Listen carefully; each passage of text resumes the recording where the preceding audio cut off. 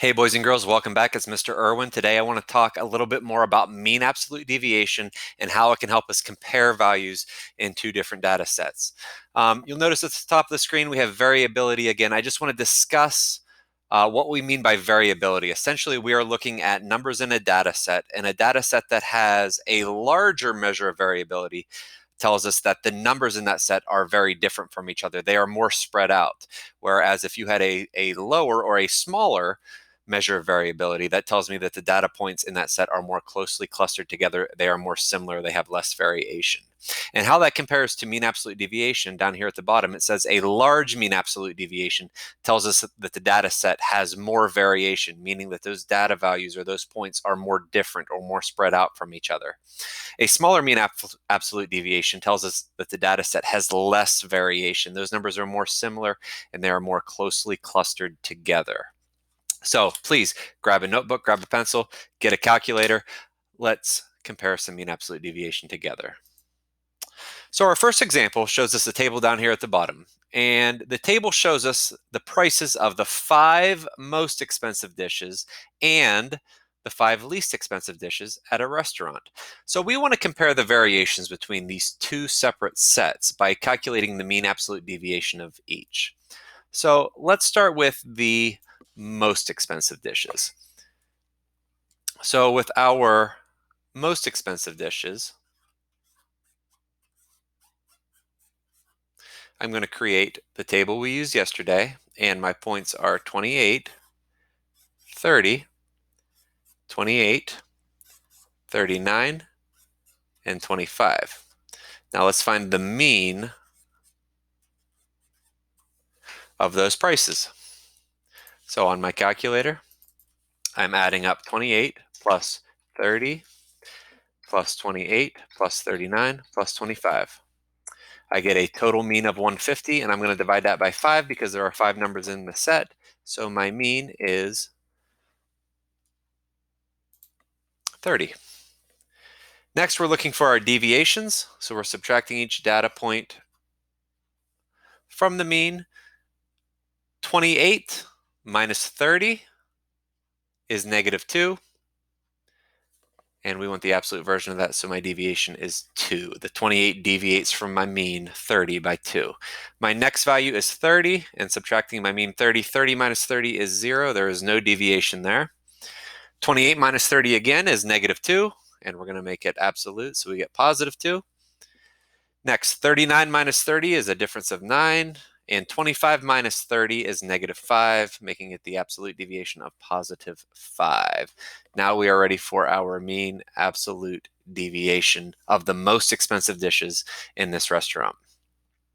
So grabbing my calculator, we are ready to find the mean of those values. 2 plus 0 plus 2 plus 9 plus 5. I get a total of 18, and I'm going to divide that by 5, and I get 3.6. And because we're talking about prices of dishes, the mean absolute deviation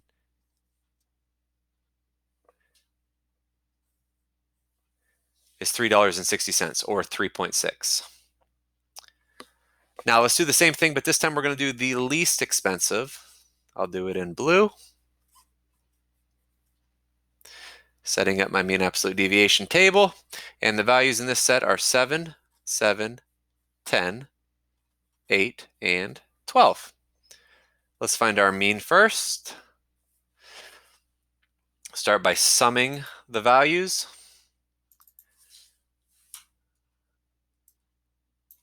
7 plus 7 plus 10 plus 8 plus 12. It's 44. Oh, sorry, we're not ready for the mean yet. We still need to divide it. My mistake. Got a little ahead of the game there. So we're going to take our 44. We're going to divide it by 5 because there are 5 values in the set, and my mean is 8.8. Now we're ready to calculate our deviations. So starting with 7, 7 minus 8.8 gives me a negative 1.8 deviation. We want it absolute, so we're going to make it positive 1.8. And 7 again would give me another deviation of 1.8. Next, we have the value of 10. So we're doing 10 minus 8.8. I get a deviation of 1.2. My next data point is 8, so we are subtracting 8 minus the mean of 8.8. I get a negative 0.8 as my deviation, make it absolute, so it is positive. And then finally 12. 12 minus 8.8 gives me a deviation of 3.2. And then finally our mean absolute deviation, we're adding these together. 1.8 plus 1.8 plus 1.2 plus 0.8 plus 3.2. I get a total of 8.8, and I'm dividing that by 5, and I get a mean absolute deviation of 1.76. So now look at my two deviations. For the most expensive, they deviated by 3.6 from the mean, and from my least expensive, 1.76 from the mean. So what does this tell us? Because the most expensive dishes had a larger mean absolute deviation, we could say that the most expensive dishes at the restaurant are more different from each other. Their prices are more spread out. And because the least expensive dishes had a smaller mean absolute deviation, this tells us that their prices, they're more closely clustered together. They're more similar. There is less differences in them than the most expensive dishes.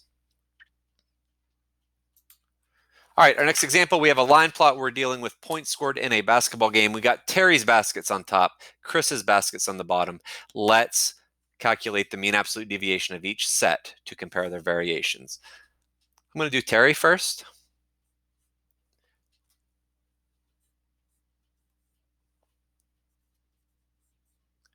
So setting up my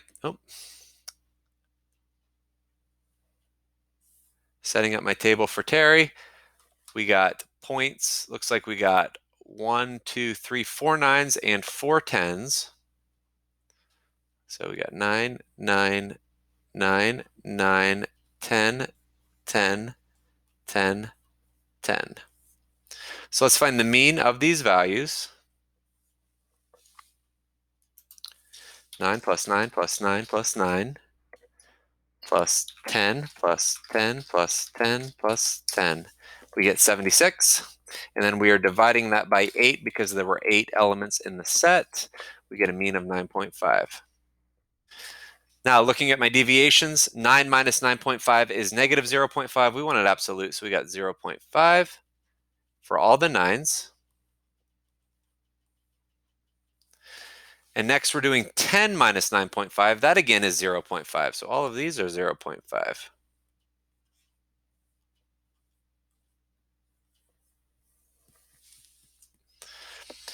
Now we want the mean absolute deviation of this.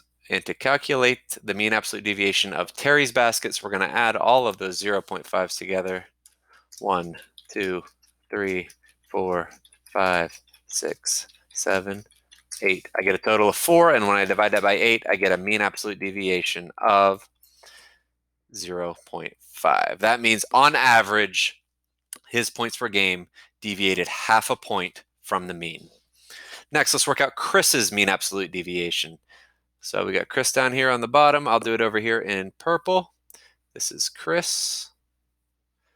Data points. We have a 2, a 5, an 8, and an 8, 11, 13, 14, and 15.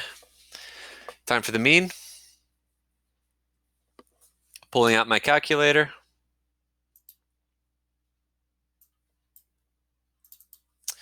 2 plus 5 plus 8 plus 8 plus 11 plus 13 plus 14 plus 15. Total of 76 divided by 8 means my mean, again, 9.5. So he's averaging the same number of points per game as Terry. They have the same mean. Let's see what happens to their deviations, though.